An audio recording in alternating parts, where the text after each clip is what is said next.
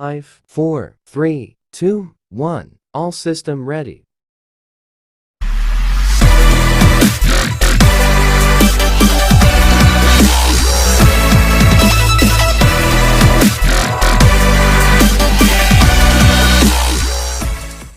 Bismillahirrahmanirrahim. Assalamualaikum warahmatullahi wabarakatuh. Mata kuliah Auditing 1. Standar Profesional Akuntan Publik oleh ISA NIM 1057311111419 Akuntansi 19C Fakultas Ekonomi dan Bisnis Universitas Muhammadiyah Makassar. Dosen pengampu Ibu Saidah Said, SEMAK. Profesi akuntan umum merupakan profesi kepercayaan masyarakat. Dari profesi akuntan umum, masyarakat menunggu yang bebas dan tidak memihak terhadap informasi yang disajikan oleh manajemen keuangan perusahaan dalam laporan keuangan. Profesi akuntan umum bertanggung jawab untuk menaikkan tingkat untuk laporan keuangan perusahaan. Jadi, masyarakat memperoleh informasi keuangan yang handal sebagai dasar pengambilan keputusan.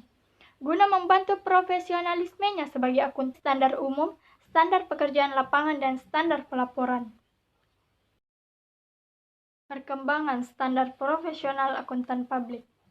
Tahun 1972, pertama kalinya Ikatan Akuntan Indonesia berhasil menerbitkan norma pemeriksaan akuntan yang disahkan dalam Kongres ketiga Ikatan Akuntan Indonesia. Pada tanggal 19 April tahun 1986, norma pemeriksaan akuntan yang telah diteliti dan disempurnakan oleh tim pengesahan disahkan oleh pengurus Pusat Ikatan Akuntan Indonesia sebagai norma pemeriksaan yang berlaku efektif selambat-lambatnya untuk penugasan pemeriksaan atas laporan keuangan yang diterima setelah tanggal 31 Desember tahun 1986.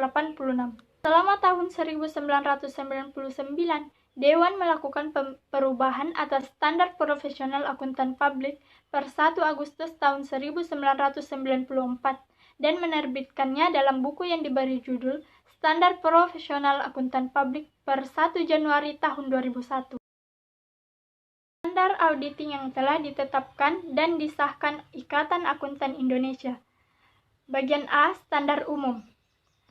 Pertama, audit harus dilaksanakan oleh seorang atau lebih yang memiliki keahlian dan pelatihan teknis yang cukup sebagai auditor. Yang kedua, dalam semua hal yang berhubungan dengan perikatan, independensi dalam sikap mental harus dipertahankan oleh auditor. Yang ketiga, dalam pelaksanaan audit dan penyusunan laporannya, auditor wajib menggunakan kemahiran profesionalnya dengan cermat dan seksama. Selanjutnya itu standar pekerjaan lapangan. Yang pertama, pekerjaan harus direncanakan sebaik-baiknya dan jika digunakan asisten harus disupervise dengan semestinya. Yang kedua, pemahaman memadai atas pengendalian intern harus diperoleh untuk merencanakan audit dan menentukan sifat, saat, dan lingkup pengujian yang akan dilakukan.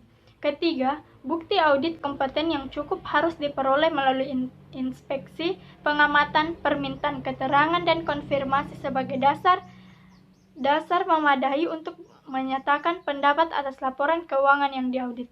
Selanjutnya yaitu standar pelaporan. Yang pertama, laporan auditor harus menyatakan apakah laporan keuangan telah disusun sesuai dengan prinsip akuntansi yang berlaku di Indonesia. Kedua, laporan auditor harus menunjukkan jika ada ketidakkonsistenan penerapan prinsip akuntansi dalam penyusunan laporan keuangan periode berjalan dibandingkan dengan penerapan prinsip akuntansi tersebut dalam periode sebelumnya. Ketiga, pengungkapan informatif dalam laporan keuangan harus dipandang memadai, kecuali dinyatakan lain dalam laporan auditor. Selanjutnya, penjelasan masing-masing standar auditing. Pertama, standar umum. Standar umum bersifat pribadi dan berkaitan dengan persyaratan auditor dan mutu pekerjaannya. Berbeda dengan standar yang berkaitan dengan pekerjaan, lapangan, dan pelaporan, standar pribadi atau standar umum ini berlaku sama dalam bidang pelaksanaan pekerjaan lapangan dan pelaporan. Standar umum ke-1 menegaskan bahwa tingginya kemampuan seseorang dalam bidang-bidang lain, termasuk dalam bisnis dan keuangan. Ia tidak dapat memenuhi persyaratan yang dimaksud menerapkan standar auditing ini jika tidak memiliki pendidikan serta pengalaman memadai dalam bidang auditing. Standar umum kedua.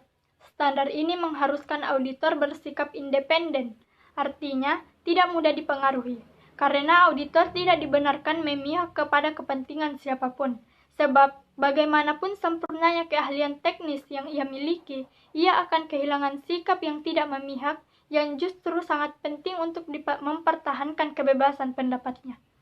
Standar umum ketiga, penggunaan kemahiran profesional dengan kecermatan dan keseksamaan menekankan tanggung jawab setiap profesional yang bekerja dalam organisasi auditor independen untuk mengamati standar pekerjaan lapangan dan standar pelaporan. Selanjutnya, standar pekerjaan lapangan.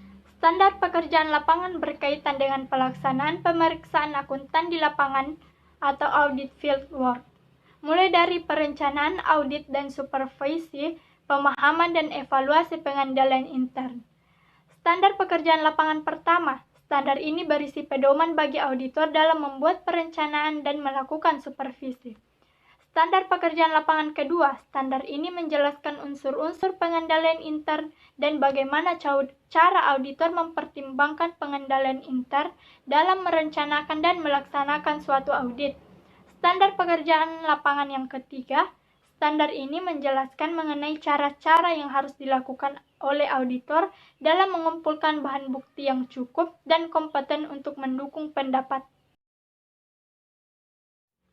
Selanjutnya, standar pelaporan. Standar pelaporan pertama.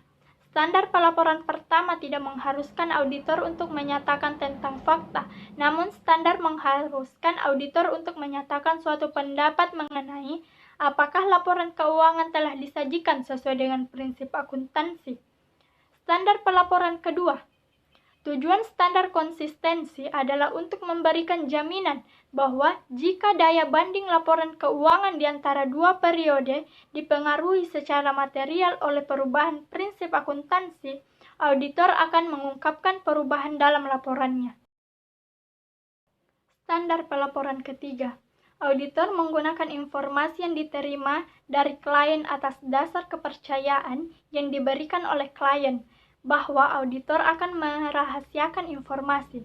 Tanpa kepercayaan, auditor akan sulit untuk memperoleh informasi yang diperlukan untuk menyatakan pendapat atas laporan keuangan. Standar pelaporan keempat, akuntan dapat dikaitkan dengan laporan keuangan yang diaudit atau yang tidak diaudit. Laporan keuangan disebut telah diaudit bila akuntan telah menerapkan prosedur auditing yang cukup memungkinkannya melaporkan laporan tersebut sebagai yang dijelaskan dalam SA Seksi 508 PSA nomor 29 laporan audit atas laporan keuangan auditan. Selanjutnya, Kode Etik Profesi Akuntan Publik. Kode Etik Akuntan Indonesia adalah pedoman bagi para anggota Ikatan Akuntan Indonesia untuk bertugas secara bertanggung jawab dan objektif. Aturan etika mengikat kepada anggota kompartemen dan merupakan produk rapat anggota kompartemen. Interpretasi aturan etika merupakan interpretasi yang dikeluarkan oleh badan yang dibentuk oleh kompartemen setelah memperhatikan tanggapan dari anggota dan pihak-pihak kepentingan lainnya. Sebagai pedoman dalam penerapan aturan etika, tanpa dimaksudkan untuk membatasi lingkup dan penerapannya. Selanjutnya, standar audit berbasis ISA, International Standards on Auditing atau ISA merupakan standar audit terbaru yang telah diadopsi di Indonesia. Adopsi ini dilakukan untuk memenuhi jawaban atas Statement of Membership Obligation and International Federation of Accountants. Per 1 Januari 2013, akuntan publik wajib melakukan audit atas laporan keuangan emiten berdasarkan standar yang baru ini. Aplikasi ISA diwujudkan melalui revisi terhadap standar profesional akuntan publik. Dalam workshop dan bedah buku yang bertajuk Audit berbasis ISA yang lalu, Deodorus M. Tuanakota MBA selaku penulis buku yang berjudul serupa menjelaskan seluk-beluk audit berbasis ISA serta berbagi kelebihannya.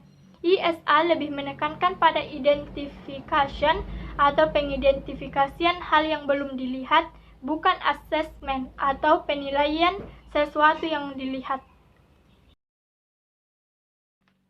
Yang terakhir, bagian kesimpulan. Audit dan profesi akuntan publik merupakan suatu proses sistematis untuk memperoleh dan dekat bukti-bukti secara objektif mengenai pernyataan tentang kejadian dan tindakan ekonomi untuk menentukan tingkat sesuai antar pernyataan tersebut dengan kriteria yang ditetapkan dan untuk menyampaikan hasilnya untuk pemakai yang kepentingannya.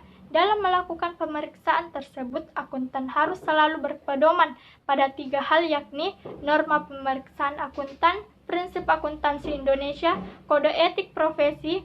Norma pemeriksaan akuntan merupakan tolak ukur bersama pekerjaan akuntan. Demikianlah pemaparan materi yang sempat saya bawakan. Kurang dan lebihnya mohon dimaafkan. Wassalamualaikum warahmatullahi wabarakatuh.